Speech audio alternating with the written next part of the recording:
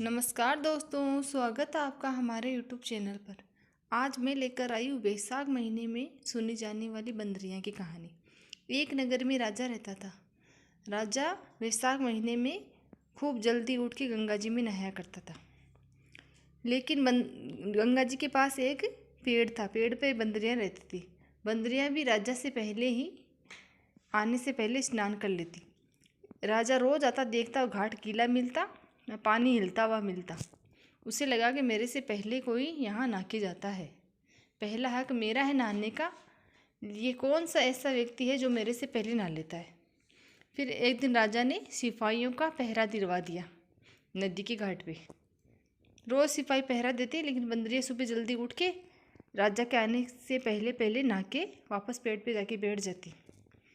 ऐसा करते करते वैशाख महीना पूरा बीतने लगा। फिर एक दिन सिपाहियों ने बंदरियाँ को देख लिया और पकड़ के राजा के पास ले गए और बोला, ये बंदरियाँ आपसे पहले नहाती है। फिर राजा का प्रण था कि जो मेरे से पहले कोई औरत नहाती है उससे मैं विवाह करूँगा। तो उसने उस बंदरियाँ से विवाह कर लिया। फिर वैशाख महीने के नहाने के पुण्य से बंदरिया को गर्भ ठहर गया। फिर ऐसे करते करते पूरे 9 महीने बंदरिया को हो गए। अब बंदरिया बोली कि राजा से एक दिन वो बोली कि जब मेरे बच्चा पैदा होगा तब मुझे क्या करना चाहिए। तब राजा बोला, मैं एक महल में घंटी बंधवा दूंगा। जब तुम्हें दर्द चले तब मेरे ये घंटी बजा देना, मैं आ जाऊंगा और सारा बंदोबस्त कर दूंगा। राजा की और भी रानियां थी जो बंदरिया के बच्चा होने की सुन उनको ईर्ष्या होने लगी। एक दिन वो आई बंदरिया के पास और घंटी बंधी हुई देख कर बोली, ये घंटी क्यों बंधी हुई है। तो बंदरियाँ बोली कि ये घंटी जब मेरे बच्चा होगा तब राजा को बुलाने के लिए है। रानियाँ बोली, ये घंटी बजा के देखो राजा आते कि नहीं आते। तो बंदरिया ने उनके कहने से घंटी बजाई तो राजा दौड़े चले आए और घंटी बजाने का कारण पूछा। बंदरिया बोली, मैंने तो रानियों के कहने से बजाई है, क्या आते हो नहीं आते हो आप। फिर रानियाँ बोली, ये तो जानवर है, क्या पता कितनी बार घंटी बजाएगी। उस वक्त तो राजा वापस चला गया और फिर बंदरिया को बच्चा होने का समय आया तो उसने घंटी बजाई। बहुत बार घंटी बजाई लेकिन राजा नहीं आए। फिर रानियाँ से पूछा बंदरिया ने कि मैं बच्चा पैदा कैसे करूं। रानियों ने बोला, अपनी आँखों पे पट्टी बांध लो। बंदरिया ने ऐसा ही किया और बंदरिया को वैशाख के पुण्य से बहुत ही सुंदर लड़के को जन्म दिया।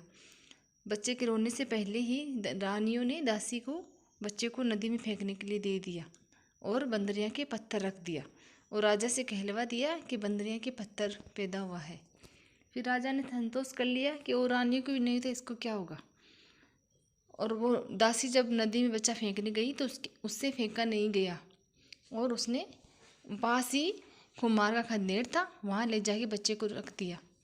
जब खुमारिन वहाँ पे खंदेड़ में आए तो उन्होंने एक सुंदर बालक को रोते हुए खंदेड़ में पड़ा हुआ देखा।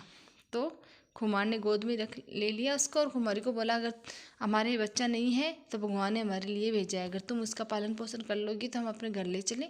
कुम्हारन खुश होकर उस बच्चे को ले लिया और अपने घर ले गए और बहुत पाल पोस के उसको बड़ा कर दिया।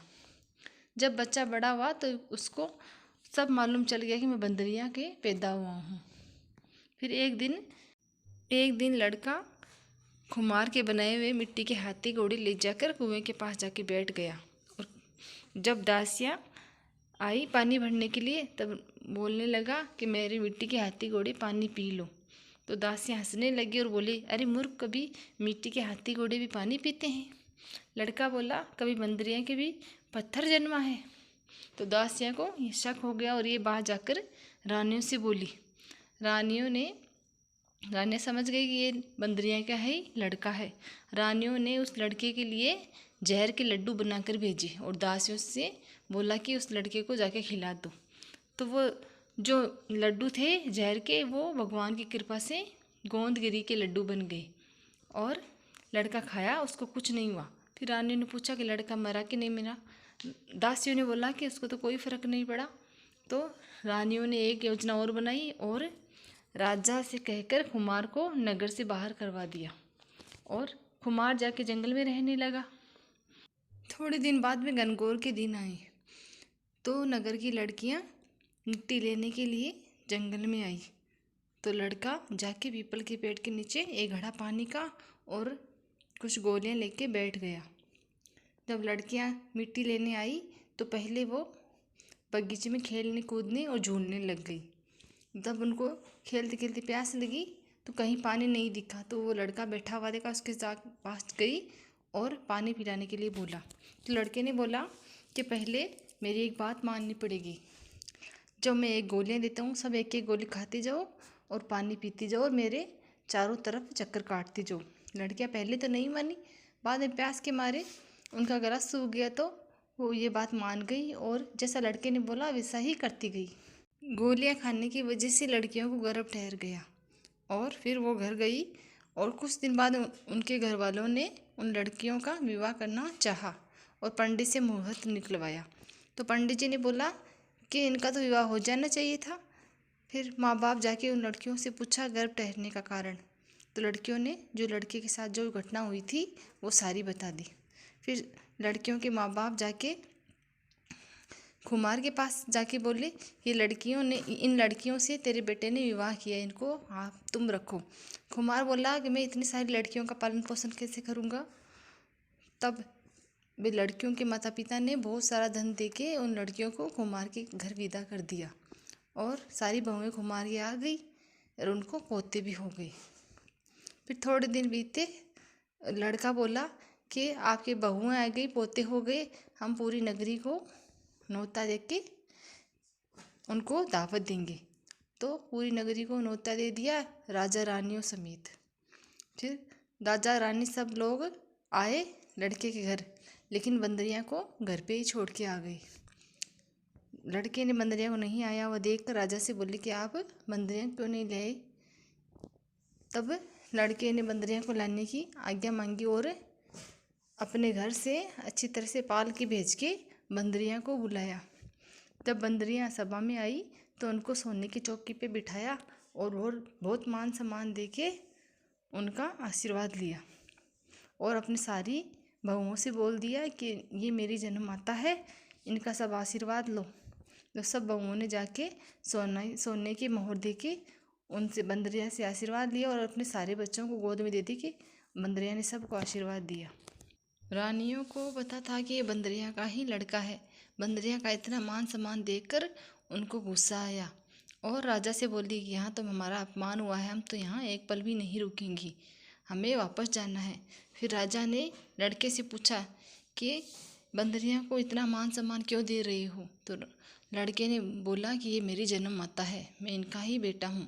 तो राजा को सारी बात बताई और जो दासी से बात पूछी गई तो दासी ने सारी बात बता दी। तो राजा को बहुत गुस्सा आया। सारी रानियों को तो राजा ने देश निकाला दे दिया और उस लड़के और बंदरिया को और अपनी बहुओं को पोतों को गाजे बाजे से महल ले गए और सबको अलग अलग महल चिनवा दिए और लड़के का राज तिलक हुआ, वह राज करने लग गया। खुमार और खुमारन को भी अपने साथ रहने को बोला लेकिन उन्होंने मना कर दिया। फिर राजा ने उनको भी बहुत सारा धन देके विदा किया। बंदरियां अपने बेटे बहू और पोतों के साथ रहने लगी। बैसाख नहाने के पुण्य से बंदरियां को राजा का राज मिला, बेटे पोते बहुएं सब सुख मिला। हे भगवान, जैसा बंदरियां को सुख दिया वैसा सबको देना। कहने वालों को, सुनने वालों को, हुंकारा भरने वालों को।